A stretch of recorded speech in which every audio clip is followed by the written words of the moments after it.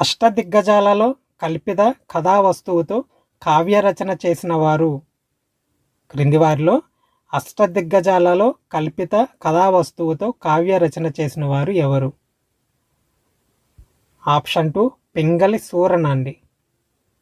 అష్టదిగ్గజాలలో కల్పిత కథా వస్తువుతో కావ్య రచన చేసిన వారు పింగళి సూరన.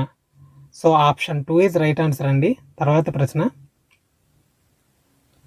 ఛందో నియమాలకు భంగం కలగకుండా ఆధునిక ఇతివృత్తాన్ని స్వీకరించి రచన కొనసాగిస్తే దానిని ఈ ప్రక్రియ అనవచ్చు. ఛందో నియమాలకు భంగం కలగకుండా ఆధునిక ఇతివృత్తాన్ని స్వీకరించి రచన కొనసాగిస్తే దానిని ఈ ప్రక్రియ అనవచ్చు. కరెక్ట్ ఆన్సర్ ఇస్ ఆప్షన్ 2 అండి, ఆధునిక పద్యం.